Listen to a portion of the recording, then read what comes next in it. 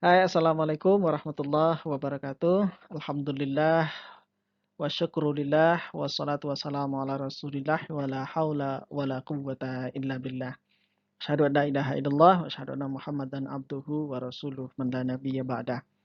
Perkenalkan, nama saya Eka Yuhendri, biasa dipanggil Eka atau Hendri.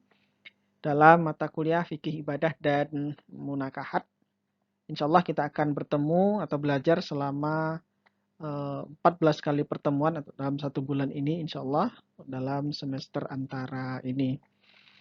Saya berasal dari Sumatera Barat, daerah Solo Selatan, dan kalau ada yang dari Sumatera kita bersaudara ya. Eh, Kegiatan keseharian di dosen UAD, ya masih dosen terbang. Kemudian di Majelis Pendidikan Dasar dan Menengah Pimpinan Wilayah Muhammadiyah Daerah Istimewa Yogyakarta sebagai sekretaris eksekutif. Kemudian juga Sekretaris Lazismu DIY periode 2020-2022 ya, perpanjangan dari 2015-2020 yang lalu. Baik, kita langsung ke materi.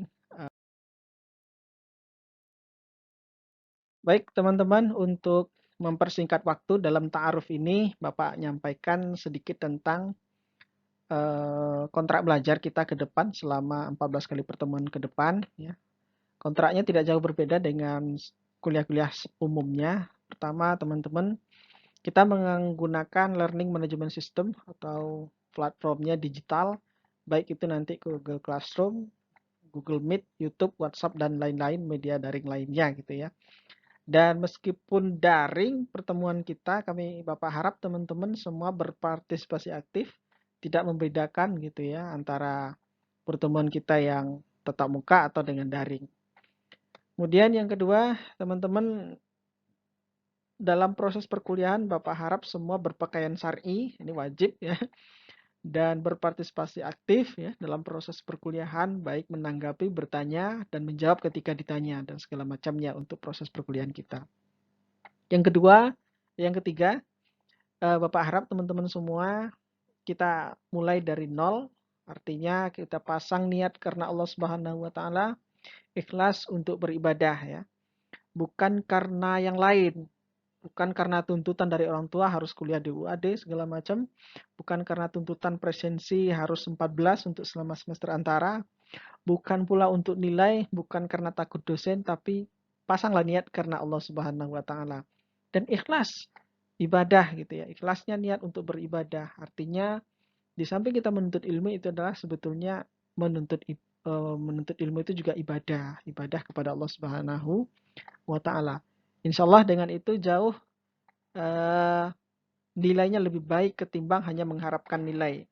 Jangan khawatir untuk nilai. Insyaallah kalau kita lancar perkuliahannya, peribadatannya, nilainya insyaallah akan dapat yang bagus juga.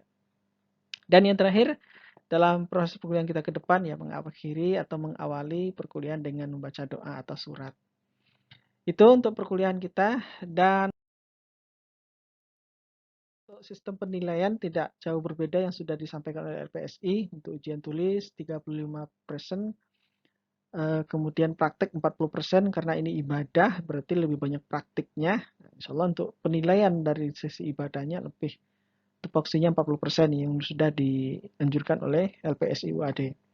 Keaktifan 15% dan kehadiran 10%. Namun untuk syarat mengikuti UAS tetap seperti yang sudah dijalankan oleh kampus, kita 75% kehadiran.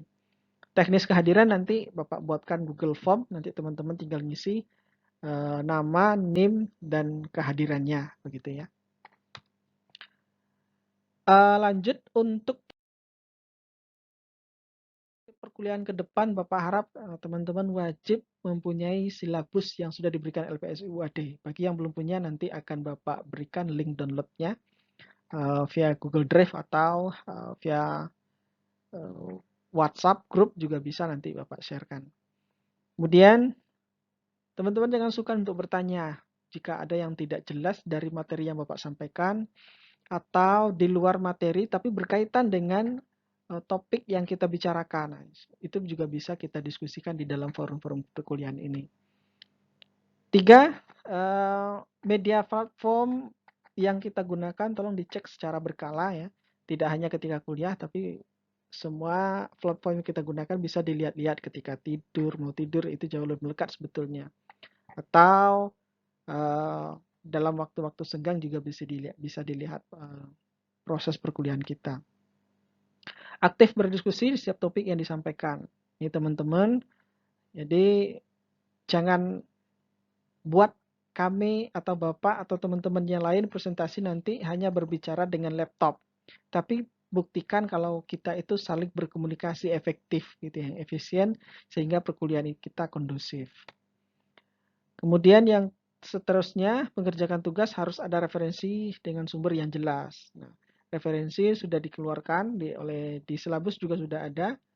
Salah satunya fikih ibadah praktis yang ditulis oleh Bapak Ustadz Tantowi, DKK, atau HPT, Majelis Tarjih. Dan fokus kita dalam pembelajaran ibadah ini hanya referensinya dari HPT, Himpunan Putusan Tarjih Muhammadiyah.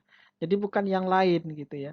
Mungkin ada konteks ibadah yang sudah dipraktekkan selama ini, berdasarkan ini, berdasarkan itu, tapi kita hanya fokus dalam menghafalkan, mempraktikkan ibadah yang sesuai dengan tuntunan ibadah tarjih atau himpunan putusan tarjih.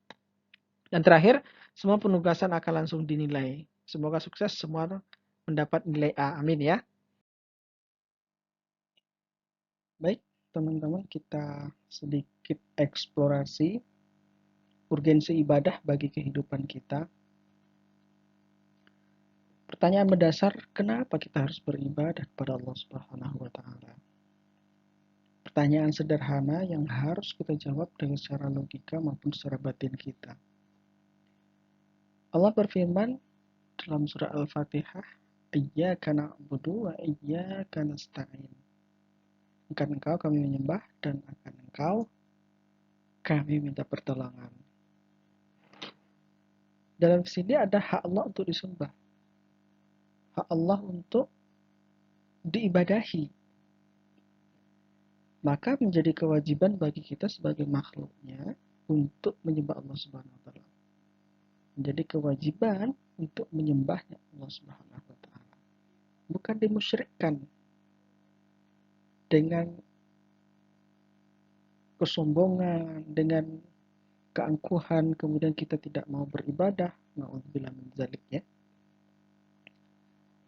Nah, ada suatu kaidah secara usuliyah, misalkan al-aslu fil ibadah an-nahyu illa yadullu ala daliluhu li amri. Segala sesuatu tentang ibadah itu dilarang oleh Allah Subhanahu wa taala kecuali illa yadullu, kecuali ada dalil yang memerintahkannya. Jadi pada dasarnya sholat itu dulu dilarang, puasa itu dilarang, termasuk haji itu dilarang. Kemudian turunlah firman Allah Subhanahu wa taala, aqimus shalah, maka wajiblah sholat. Kutiba alaikumusiyam, wajiblah puasa. Hijjul baiti man istata'a ilaihi sabila, wajiblah haji bagi yang mampu. Jadi setelah ada dalil baru keluar perintah untuk wajib melaksanakan. Yang kedua adalah yang menjadi faktor kita wajib beribadah kepada Allah karena kebutuhan kita sebagai manusia. Baik maupun keinginan kita untuk beribadah ataupun beribadah kita secara paksa, itu adalah kebutuhan kita sebagai manusia. Kalau bahasa sederhananya mungkin lebih baik kita dipaksa masuk surga ketimbang sukarela masuk ke neraka. Ya. Teman-teman hadir dan menuntut ilmu di hari ini dalam Google ini, Classroom, atau dalam platform lainnya yang hadir mendengarkan, mencermati materi yang disampaikan, meski tidak senang, coba dipaksa dirinya untuk menyimak materi itu, menyerap ilmu itu, artinya akan mendapatkan kemanfaatan. Lebih baik dipaksa mendapat kemanfaatan daripada secara sukarela membuat kemubaziran. Dan begitu seterusnya. Lebih baik kita dipaksa masuk surga ketimbang sukarela masuk neraka. Dan di satu sisi, kalau ibadah tidak dilakukan oleh manusia, kita, Allah itu tidak akan berkurang kekuasaannya. Justru manusia itu sendiri yang akan rugi. Ketentraman batin, ketenangan jiwanya, kemudian kenyamanan itu tidak akan dirasakan kecuali dengan jalan ibadah kepada Allah Subhanahu wa taala. Nah, semoga kita menjadi orang yang tentram, nyaman, damai gitu dalam menjalankan ibadah secara umum. Selanjutnya, kalau kita lupa dengan tujuan hidup kita, maka kembali dalam surat Al-Ahzab, wa ma khalaqtul jinna wal insa illa liya'budun. Tujuan kita hidup di dunia ini hanya untuk beribadah kepada Allah Subhanahu wa taala. Nah, dalam menerjemahkan ayat ini, dalam mengimplementasikan ayat ini atau bahkan dalam menginterpretasikan ayat ini, wa ma khalaqtul jinna wal insa, dan apapun yang diciptakan oleh Allah, dan seluruh yang diciptakan oleh Allah, baik jin maupun manusia, jadi segala aspek kehidupan kita adalah untuk beribadah. Liya'budu, untuk beribadah.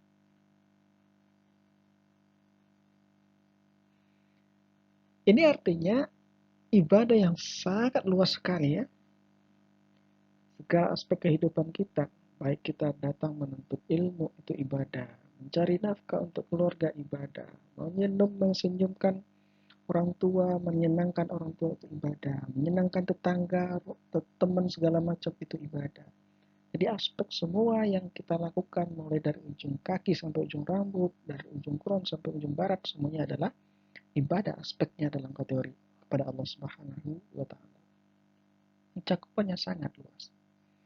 Nah, jika saat ini kita lupa dengan tujuan hidup kita karena ingin mencari materi yang begitu bertubi-tubi, maka kembalilah bahwa tujuan itu adalah untuk beribadah. Dan yang terakhir, mendapatkan ridha Allah. Hanya dengan jalan ibadah kita mendapatkan ketentraman, keridhaan dari Allah Subhanahu wa taala.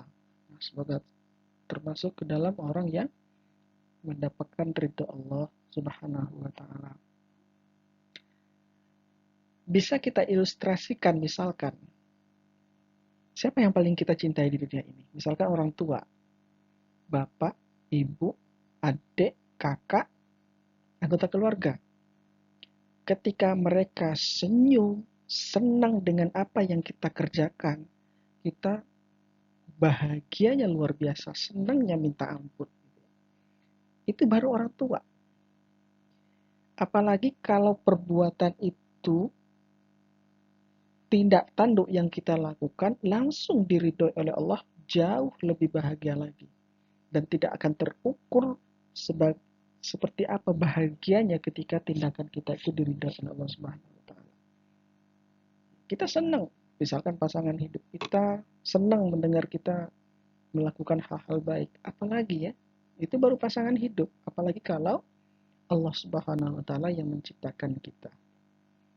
Nah, mudah-mudahan dari pengantar ini dapat menjadi pelajaran bagi kita bersama, nggih.